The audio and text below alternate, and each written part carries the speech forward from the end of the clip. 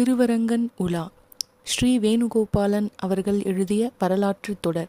14ஆம் நூற்றாண்டில் நிகழ்ந்த அற்புதமான சம்பவங்களை ஆதாரமாக கொண்ட கதை. அத்தியாயம் 1. உறுதிரோத்காரி முடிந்த ரக்தாக்ஷி ஆண்டு வைகாசி மாத மாலை நேரம்.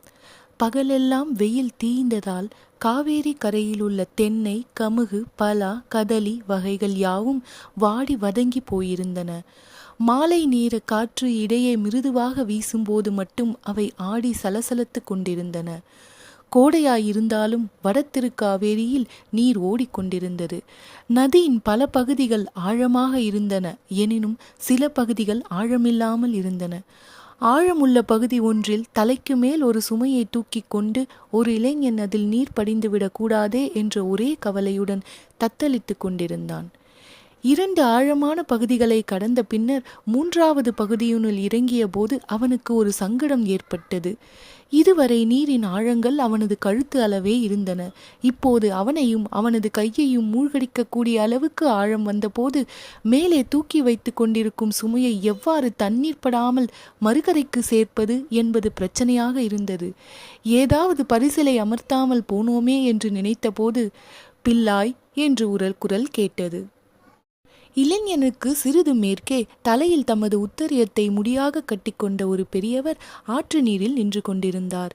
தண்ணீரில் தகதகக்கும் மாலை வெயிலில் அவர் நிற்பதை இளைஞனால் கவனிக்க முடியவில்லை. உன் சுமையை இப்படி கொடு, ஆழத்தை கடந்து நான் கரையில் வந்து தருகிறேன் என்றார் அந்த பெரியவர். அதெப்படி முடியும் பெரியவரே? சுமையில் ஈரம் சேரக்கூடாது என்று பார்க்கிறேன். ஆழம் என்னையே மூழ்கடிக்கும் போது என் உயரமே உள்ள உங்களையும் மூழ்கடிக்காமல் போகுமா என்றான் இளைஞன். நான் நீந்திப் போவேன் என்றார் பெரியவர். எனக்கும் நீச்சல் தெரியும் என்றான் இளைஞன் சற்று கோபமாக. ஆனால் கைகளை தண்ணீருக்கும் மேல் தூக்கி நீந்த தெரியாது என்று சொல்லி முகத்தை அலட்சியமாக திருப்பினான். அது என்னால் முடியும் பிள்ளாய் என்றார் பெரியவர் சற்றும் சலனமில்லாத குரலில். இளைஞனுக்கு நம்பிக்கை இல்லை. என்றாலும் ஒரு வேடிக்கை பார்க்கலாம் என்ற நினைப்பில் சுமையை பெரியவரிடம் கொடுத்தான்.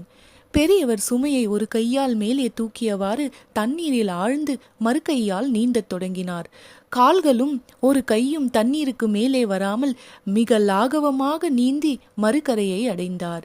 இளைஞன் வருவதற்குள் சுமையை ஒரு துவைக்கும் கல் மீது பத்திரமாக வைத்துவிட்டு இளைஞனை பார்த்து திரும்பி, உன் சுமையை நீதான் தூக்க வேண்டும் என்று சொல்லி விறுவிறு என்று நடந்து போய்விட்டார். யார் அந்த இளைஞன்? எங்கு செல்கிறான்? அடுத்த பதிவில்.